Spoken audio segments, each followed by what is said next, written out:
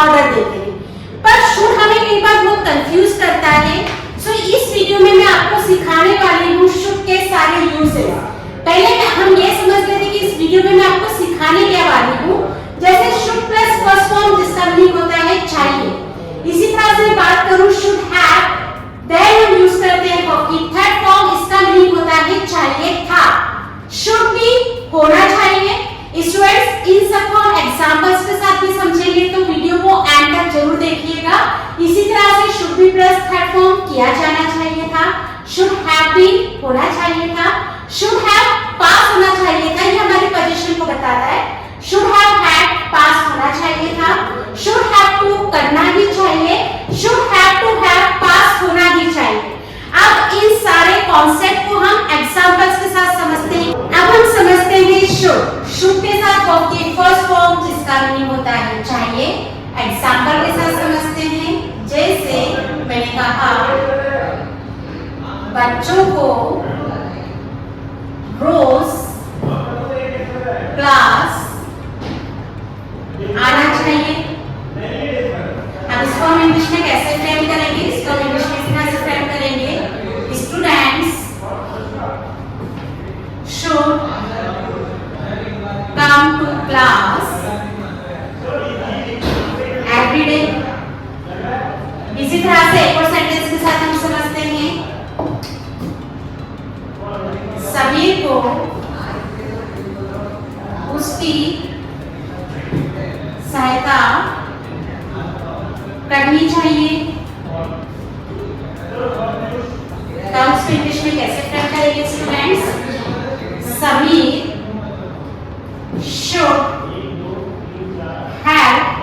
अब इसमें हम इन या हर दोनों लगा सकते हैं क्योंकि शो नहीं हो रहा है कि लड़की की बात है या लड़की की। सो सभी should have इन या हर। हम समझते हैं should have plus third form जिसका मीनिंग होता है चाहिए था।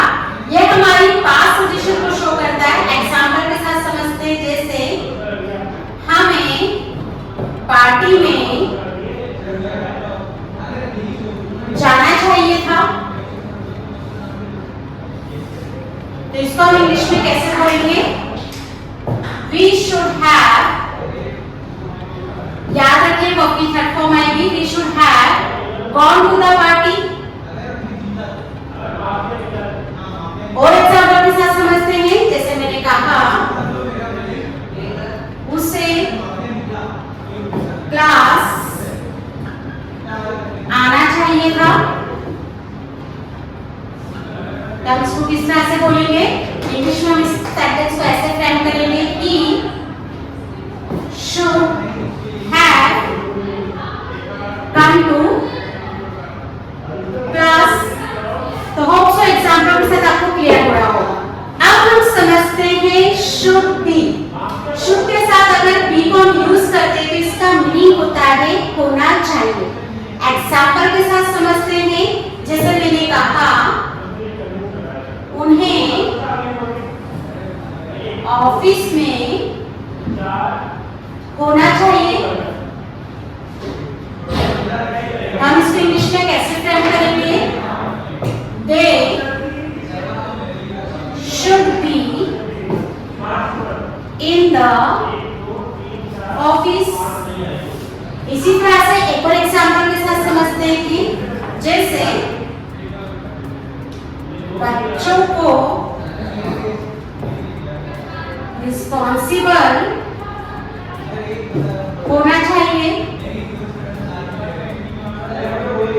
होना चाहिए या बनना चाहिए हम दोनों तरीके से बोल सकते हैं। इंग्लिश में हम इस सेंटेंस को ऐसे बोलेंगे children should be responsible. Be यहाँ पर हम इसलिए यूज कर रहे हैं होना या बनना के लिए। अब हम समझते हैं should be plus third form, इसका मीनिंग होता है होना चाहिए। यह हमारे पैसिव वॉइस को शो करता है जब हम किसी के द्वारा काम करवाते हैं। जैसे एग्जांपल के साथ समझते हैं। मैंने कहा होमवर्क पूरा हो जाना चाहिए। तो ऑब्वियसली हम ये काम किसी और को बोल रहे हैं तो हम इसको इंग्लिश में कैसे बोलेंगे? homework should be completed। इसी तरह से हम एक और एग्जाम्पल के साथ समझते हैं। जैसे मैंने कहा पंखा आज सुधर जाना चाहिए। तो इसको भी हम कैसे बोलेंगे? The fan should be repaired today। So students ध्यान रखिए, should be plus third form ये हमारे पैसिव वॉइस को शो कर रहा है जब हम किसी के द्वारा काम कर रहे हैं।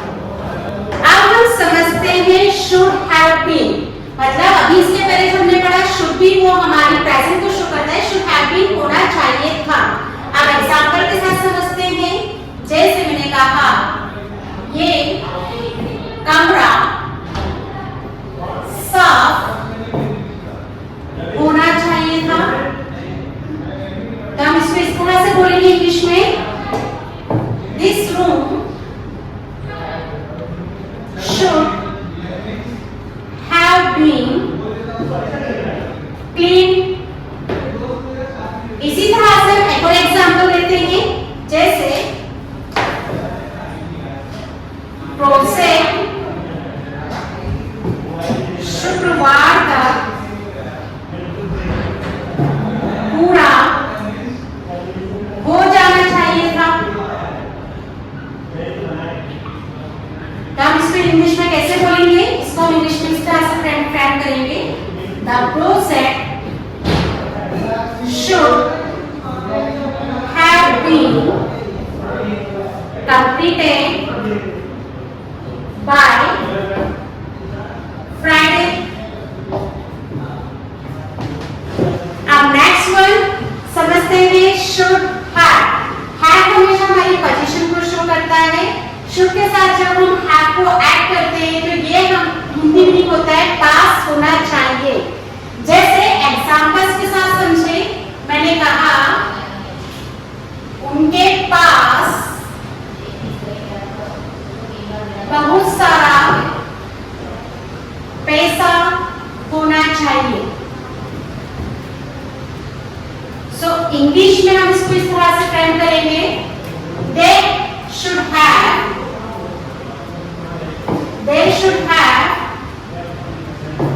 plenty of money। एक और एग्जांपल के साथ समझते हैं। जैसे तुम्हारे पास इस बारे में नॉलेज होना चाहिए। तो ये भी क्या कर रहा है? हमारी पोजीशन को शो कर रहा है। तो इस सेंटेंस में भी हम शुड हैव को यूज करेंगे, you should have knowledge about it। अब हम समझते हैं should have than have। ये भी हमारी पोजीशन को शो कर रहा है, ये हमारी पोजीशन को शो कर रहा है, but it shows our past position, होना चाहिए था। एग्जांपल के साथ समझते हैं। जैसे कैंडिडेट्स के पास डॉक्यूमेंट्स होना चाहिए थे।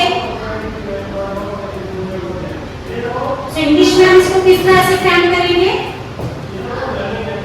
Candidates should have had documents। इसी तरह से एक और एग्जांपल लेते हैं। तुम्हारे पास बैकअप प्लान होना चाहिए था। तो इसको भी हम कैसे फ्रेम करेंगे? You should have had backup plan।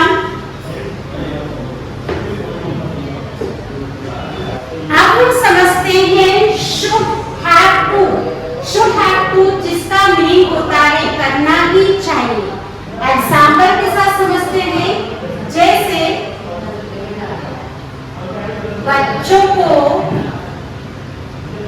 Participate करना ही चाहिए। तो इसको हम इंग्लिश में किस तरह से फ्रेम करेंगे? Students children should have to participate। एक और एग्जाम्पल के साथ समझते हैं।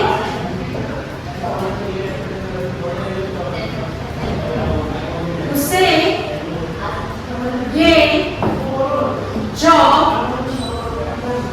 करना ही चाहिए। तो इसको हम किस तरह से फ्रेम करेंगे? जैसे he should have to do this job। Now last one। अब हम समझते हैं should have to have, जिसका मीनिंग होता है पास होना ही चाहिए। ये हमारी पोजीशन को शो कर रहा है। एग्जाम्पल के साथ समझते हैं। जैसे उस मोबाइल शॉप में मोबाइल एसेसरीज होना ही चाहिए। तो इसको हम कैसे इंग्लिश में फ्रेम करेंगे? That shop, that mobile shop should have to have mobile accessories। इसी तरह से हम एक और एग्जाम्पल के साथ समझते हैं। जैसे मैंने कहा गाड़ी चलाते वक्त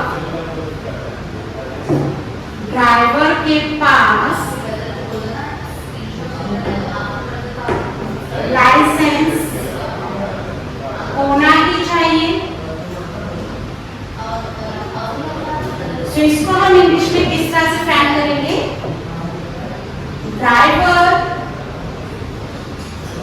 should have to have driving license while driving। So hope so students अब शुड को लेकर जो भी आपके डाउट्स थे वो क्लियर हो गए होंगे। इसी तरह से कुछ नया सीखने के लिए मेरे चैनल को सब्सक्राइब करें। जल्दी मिलें।